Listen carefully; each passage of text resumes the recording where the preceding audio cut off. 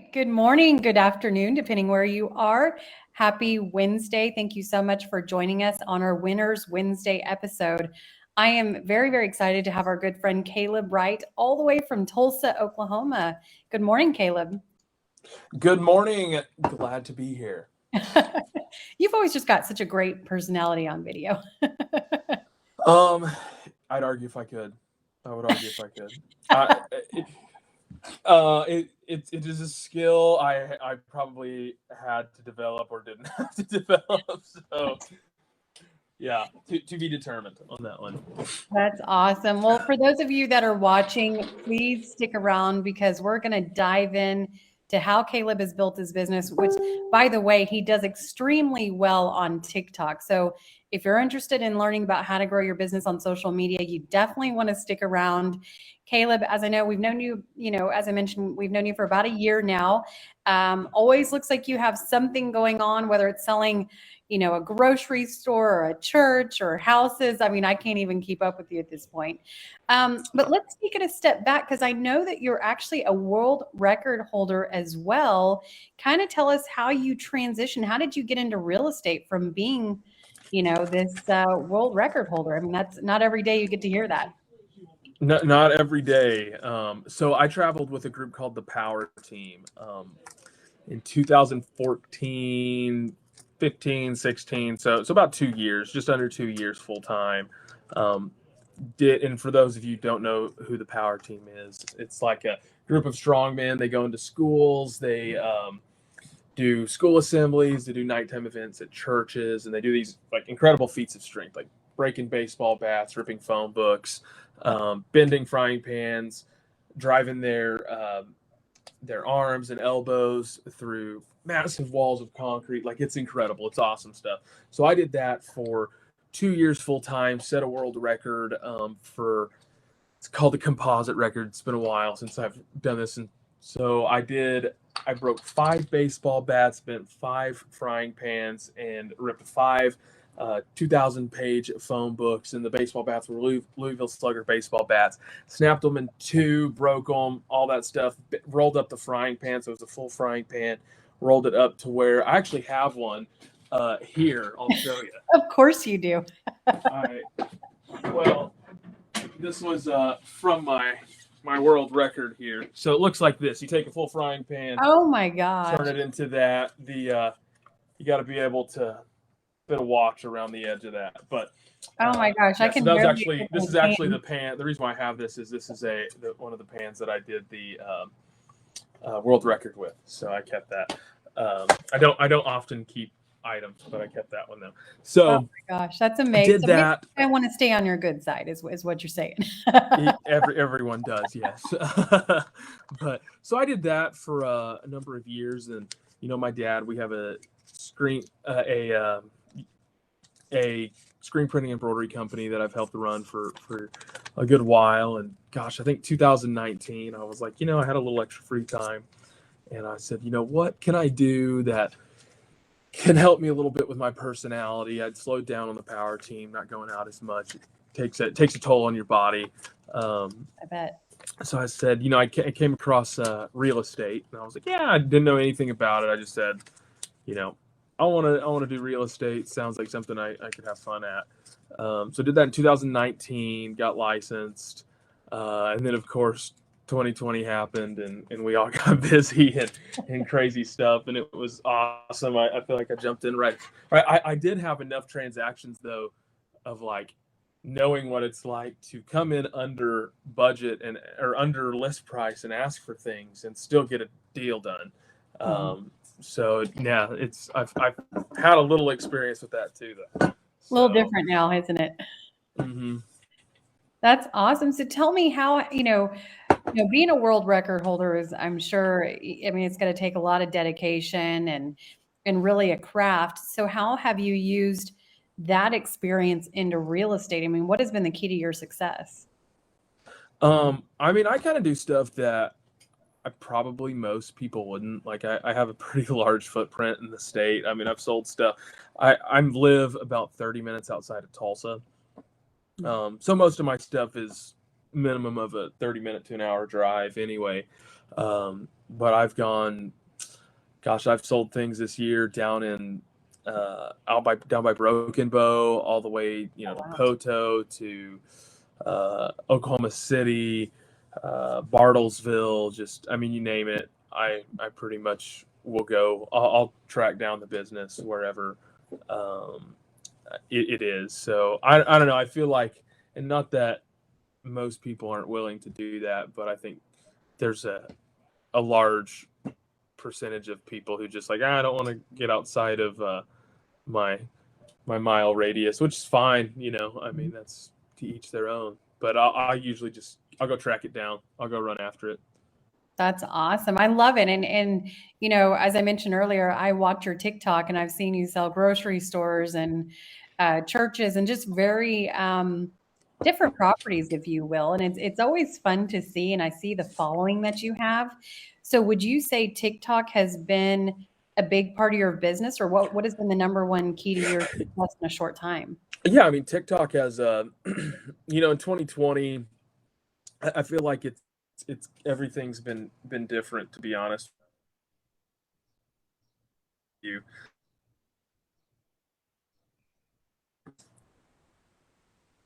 everything has been a little different.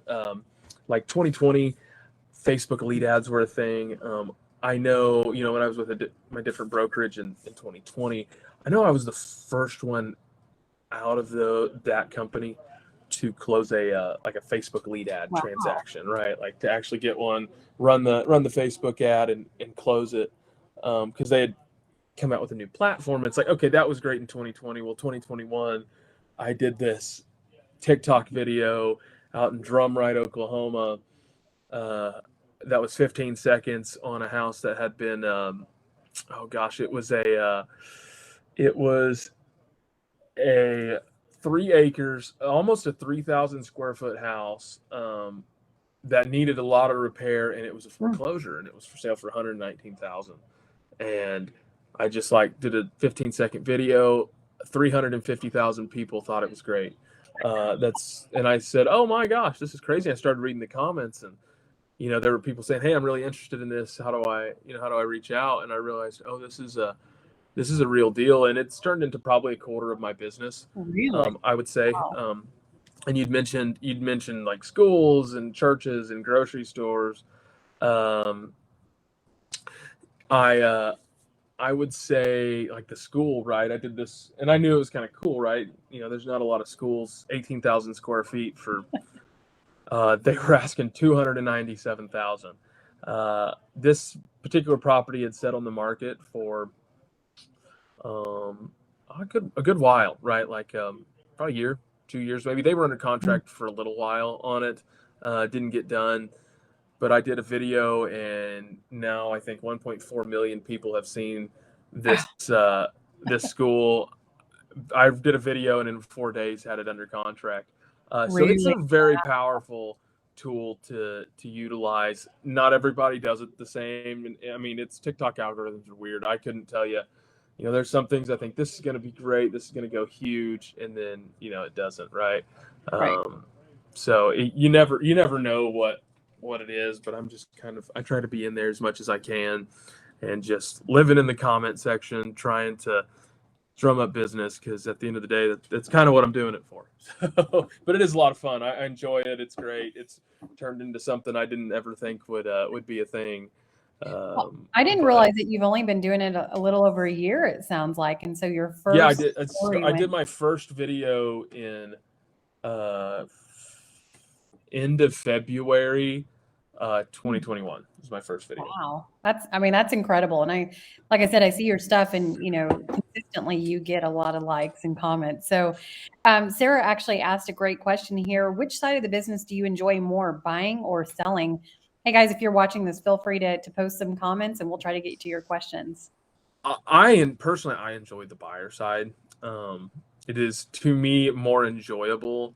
Uh, Obviously, the seller side is where you want to go, and that's where business is, and going more after that, and that's what I've tried to kind of transition to. But I would say I enjoy more just having the buyer side. It's fun finding people stuff. Like, again, on my videos, I'm not doing you know, the things, and you've seen them, Mike, and my videos are not like, oh, this looks like every house in Tulsa, right? Like it's Right. not a white granite, you know, White House granite, although the majority of people that I connect with are probably going to buy something like that.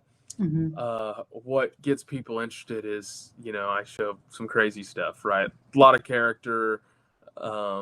I'm a sucker for A-frames. If it's an A-frame, I'm going to go do a video on it. I love A-frames. I think they're super cool. They always uh, are always different, no matter which one you go into. They have this like weird layout or something, and so it's just unique, and people like it. Um, so That's, that's it's turned into something a lot of fun. Buyers are my favorite, though. I think I so would say let me ask you hands down. this, and it's kind of a one-off question on this, but for maybe somebody that's watching this, whether it's live or a replay, and they don't have any listings yet or unusual listings, would you suggest that they get the permission of other listing agents and kind of seek out those Ab- unique properties? Absolutely. I mean, I have never had anybody upset with me for doing a video on their property. I mean, it's Because you're getting at the end of the day, exposure, it's free advertisement. right? Um, in fact, one of the most powerful stories. Here you go. This happened. This was early April, May last year. I had probably done. This is probably my second video that got a lot of traction. Right, and like I view like about 100,000 views, pretty good traction. Wow. And I was showing a lady a house in Ponca City. It was this little house, you know, two bedrooms, I think. There might have been three, and it was kind of cool. It had this like extra storage shed that she had converted into some living space. She ran the seller ran a salon out of it, or actually rented it out to a person who had a salon. But it came with the property. I was like, that's super cool. 105,000 what they were asking. I did a video on it. I thought, hey, this place is super cool. I'm going to do it. Wrote an offer. The offer was not very strong. And in fact, I told the buyer that. I said, hey, you're probably not going to get it with this. Mhm. Like it had a lot of offers on it. And I get a phone call from the lady or the agent there. And she said, hey, we're going to move forward with your offer. And I was like, what? Why? I literally told her, I said, why? I said, that's not, I know you had more offers. This is not the strongest offer. And she said, honestly, someone sent the seller your video. Really? She Oh, saw wow. your video, loved how you put it, um, just loved how you talked about the house, and she said, yeah, let's move forward with them. Um, Mm. so that was a case where the seller saw it and it won it got it for the buyer specifically. Wow. So So your that was video pretty crazy. literally changed their life. I mean, these buyers' lives. I mean, a house they probably wouldn't otherwise have gotten. I mean, that's Sure. I mean, it was in that one. It was interesting. So it was asking 105,000, which was more than fair, and we came in at like 95 and asking for like $3,000 or $4,000 in closing costs. Like it really just in the market last year, it was not that strong of an offer. Um, and I had seen some of the offers that come through because I chatted with her a little bit, and it was not the best offer. So in that wow. case, it was. I mean, it truly won the deal for her. So I thought that's probably one of the most powerful stories I have seen based on that. So it's super cool. I was happy on that one. To be honest with you, And Caleb, if that's one of the best social media stories that I've heard. I mean, that's really great. yeah, I mean it's super cool, and you know I don't ever really. I mean, I don't ever really expect to sell the house I'm doing a video on. Like, I didn't expect to sell a school. Right? Who wants to buy a school for $7 a square foot? I mean, it's not bad. Can't build Wow. anything for that. But yeah, so there was it's turned into like now I have a few under my belt that I've done a video on that house, and then somebody has seen that and specifically wanted that house.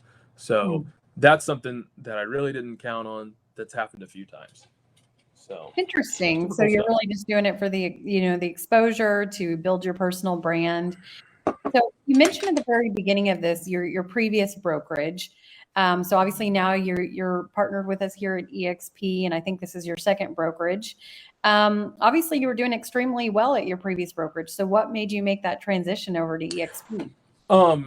Well, I was a little frustrated. I mean, I had asked my broker at the time. My brother-in-law was looking for the second time I've talked about this morning. I had another coaching call this morning. I told the same story uh, a few minutes ago.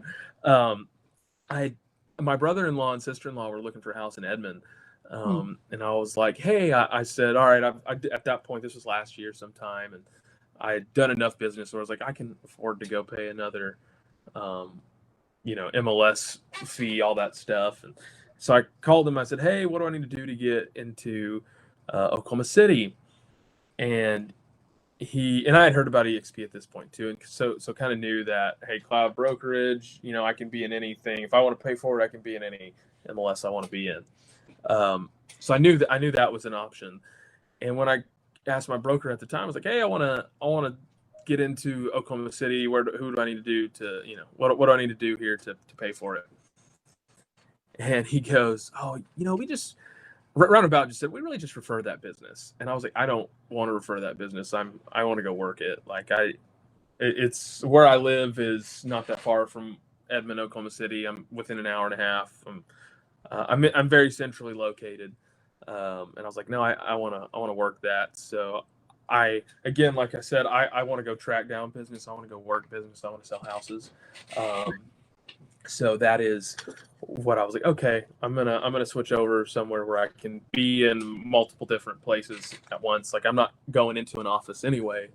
So that didn't really hurt me at any point. And so it's made my business grow a lot better because I'm here and I'm there. I'm all over the state. So You don't want any geographical boundaries, basically. no, I don't. I'm trying to figure out how to just sell them all online. That's my next deal. I'm trying to figure it out so I can hit other states, and we're working on it. I got some stuff cooking. Ooh, now I'm curious. We'll have to do another episode whenever you announce. It's I should have maybe an idea after the summer, so we'll see. I'm meeting with a guy in July about it, so Wow, nice. working on it. I'll let you know how it goes. That's great. And that's one of the things that I love about it. I'm licensed in only 2 states, but have agents in 36 states. So it definitely allows us to have what I like to call a modern team once you start expanding. So with that said, you kind of just touched on this a little bit, but what are some of your goals over the next few years? I mean, you've crushed it since getting licensed in 2019. Where are we going to see Kaleb in the next few years? Well, I just want to, as far as sales, I just want to keep selling. I keep adding to my goal list, right? Like just keep bumping the numbers of transactions each year. I have a few rentals. And that's kind of, I think, one reason why I got into real estate was like I want to invest and didn't know anything about it. Listen to podcasts, started to, and I was like, well, I'll just start here and figure it out.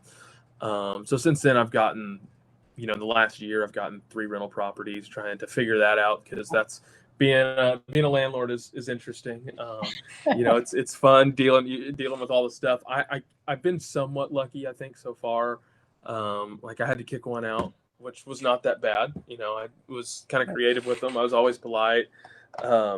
So they did steal all my light bulbs, though. That was one thing I didn't see coming. Took all my. I was upset about that, but it wasn't. Couldn't, not the worst thing that could happen. So my goals are to keep accumulating properties and growing. Like me and my wife, we bought some land real close to where I live now, and I'm a rural guy and gonna stay rural. So I have no desire to move to town or anything like that. I don't mind driving in and working, but I like to come home. And so the goal and the plan is grow business and grow the home. So That's awesome. Well, I love it. And Kaleb, I mean, I've really had a lot of fun watching your journey, and I can't wait to continue to see what you have up your sleeve. So with that said, I mean, any agents that are watching this, maybe they want to learn more about how you've grown your business, maybe partner with you here at EXP. What's the best way for them to reach out to you? You can Facebook, Instagram at the Lore. I think. Let's see. Let me. I got to look at all my stuff because I don't know that off the top of my head. At Lord Kaleb Wright 93. That is because I'm technically a landowner in Scotland, so that makes me a lord. Wow. Yeah, You just keep it's a pulling thing. You can do that on the internet. You can buy a square foot of land and become a lord. It was one of the best birthday presents ever. And then you can follow me at TikTok at Real Estate Rhino. I'm reading some of these things here. Someone says, Sarah says, how do you generate leads? I would say 50% is probably just Sphere, right? Like I'm doing lots of social media stuff. I'm always on there. Probably 25% is from TikTok alone, and then another 25% just like lender leads and a few things that, few referrals that way. That's amazing. Well, I like how you've diversified, but you've also really narrowed down what I like to call lead generation buckets, and you're focusing on the things that are working for you. So I think that's because I think there's so many shiny objects. And I'm not afraid to change it either. I'm not afraid to change it either. Like I said, the first year was Facebook paid ads. I'm sure everybody's probably done a little bit of that, and they're mostly trash. It's mostly garbage, right? Like, oh, this fake number. In fact, I'm running another one because you never know, you might hit one good. I try to keep I try to keep the costs low. Like when I mentioned I was one of the first ones to close the deal, I was doing my stuff a little different at the time. Like they were, because it was in 2020, at least in that brokerage, it was pretty new, right? Like, hey, Facebook lead ads, you can do it this way, you can do it that way.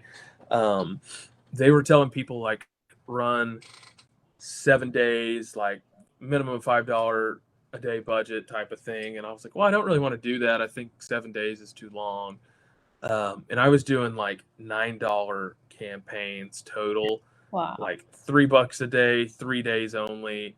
And the first one I closed was off of a $9 Facebook campaign, and it was 52 cents a lead, which was pretty good. I was like, oh yeah, this is great. But like that changes, right? So I moved to somewhere else. There's leads are always different sources until you can kind of build your business to where it's a referral base all the time. So that's what I'm trying to get to, is have as many people in the database, which is something I lack at, right? Like I don't, I'm pretty lax and can let that stuff go by the wayside and not really focus on the CRM and not really focus on getting everything in there like I should. So that's going to be probably my next step this year, is just really dialing it in so I can be as consistent as possible.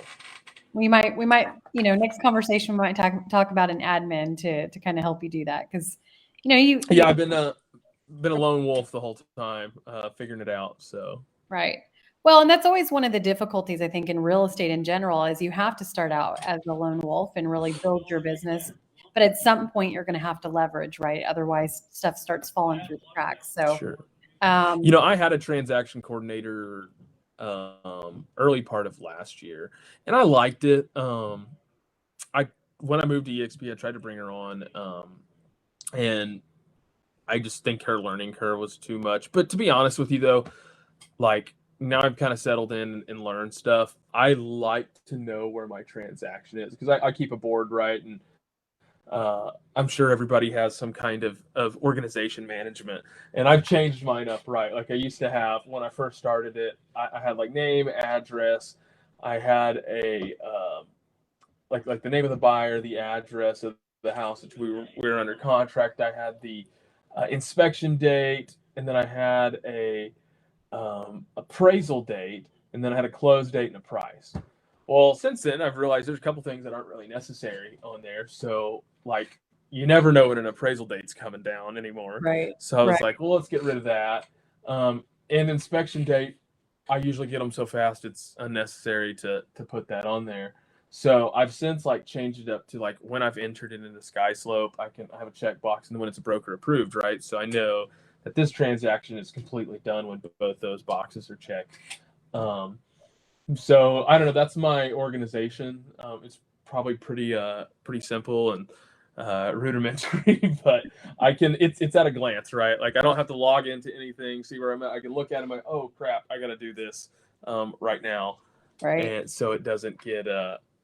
I don't get messed up on it. So that's another thing that I've noticed here. Like it helps me a lot, I think. Yeah, no, and I think the most important thing is not to compare yourself to others. You got to do what works for you. Like I'm a CRM person, but my husband Hamudi, he's like you. He needs a whiteboard. He wants to visually see something on the wall every single day. So, at the end of the day, Yeah, I want to see it so I can glance at it and be like, oh crap, I got to do that. Or like, oh no, we're good. This is done, or I got time, right? Like right. I know there's some stuff that's not broker approved, right? It's actually my transaction. It's the one I'm doing, right? Where I can do that really quickly, but it's like, I'll deal with that because I can get it done in a day, and we're still like a month out on that thing. So yeah, I mean that's theoretically, it works. That's awesome. Well, great. I know just probably one more question here, real quick. Sarah said, in listening to some coaches over the past 2 weeks, they're saying the market will start to open up mid-July. What do you think? I'll kind of just give my 2 cents, and then Caleb, I'd love to hear what's going on in your market. I definitely know that across the country, and speaking with agents every single day in different markets, I mean, the market is shifting for sure. So, what I'm telling our agent partners right now is that you need to prepare for that shift, and start looking, as Caleb has said, different ways to diversify your business, because what has worked the last 12, 24 months may change over the next year or so. So Caleb, what are you seeing in Tulsa? I've noticed, obviously in like your midtowns, like I've been looking for a client for 4 months, right? Anything south of 250 in Midtown Tulsa and South Tulsa is super competitive still, right? You still got the dozen offers, you still got over all this stuff. I have been noticing more inventory though, and I think sellers are saying, "Hey, this seller's market's on a downtrend. I want to get in Right. before it goes out, right?" Um, so that being said, I and there's still deals to be had, right? Like I was still getting people deals, and you just got to look for them. They're probably not what it looks like, right? Like I had one, and I've had clients, the opposite, right? They just get so frustrated with me, and this is the real stories that we're not shared on Facebook. I can share all the pending, but I can have some people where I'm working for an FHA buyer, and they haven't quite listened to me yet, saying, "Hey, let's look at something that's been on market for a while, and that will pass FHA, and you can make it to what you want." And that way, the cash that you do have, you're not having to put that down. But unfortunately, that's not what they wanted to do. They wanted to go after every house that everybody else was Right. in the Broken Arrows and the hot markets in town. And that's real life, right? I mean, everybody's on here's probably had to deal with that at least once, probably a lot more. So I think with the more inventory, that's going to slow down a little bit, and you're going to be able to get your buyers under contract. But you also have the, and this has happened to me, I'm sure it's happened to a couple, where a couple buyers have just said, "Hey, interest rates are too high right now. We're, losing our buying power, and we're going to have to pull back for a while till we save some stuff up, get our credit better." So, it's kind of a two-edged sword, right? Mm-hmm. Absolutely. And I see all the posts, interest rates are going up, but renting is at 100%, right? So, it's all, Oh, everybody, like even myself, right? I invest in a small town, and I'm at 100%, right? Like there is no like lack of people renting at all. And like there's a guy actually who called me, and he's on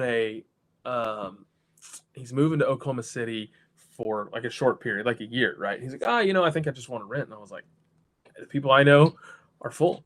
And so now right. he's talking about, well, maybe I want to buy, and when I move back, rent it, right? Like if it's that good, then might as well take advantage of it. So it's pretty crazy. The rental market is a market just as crazy as the buying market. Oh yeah, absolutely. I mean, I know Hamudi and I are landlords as well, and we're not ones to do steep increases. I think we have, several homes we've owned for 7 or 8 years. We've never done an increase. And I'm like, okay, now is time. I mean, we at some point you've got to increase to keep up with the demand. But well, awesome. Well, Kaleb, thank you so much. I know you're super busy, so I really appreciate you joining us today. If you're watching this or you're watching a replay on Facebook or YouTube, please go follow Kaleb on TikTok. I believe you said Real Estate Rhino. Is that your That is user? correct. Awesome. Check out the stuff that he's doing. He's doing some amazing things. If you're a real estate agent, reach out to Kaleb. He's looking at expansion and bringing on other agent partners. So definitely reach out to Kaleb, and he's just a wealth of knowledge, as you guys saw today. So thank you so much. I appreciate you joining us. Hey, appreciate it. You guys have a good one. You too.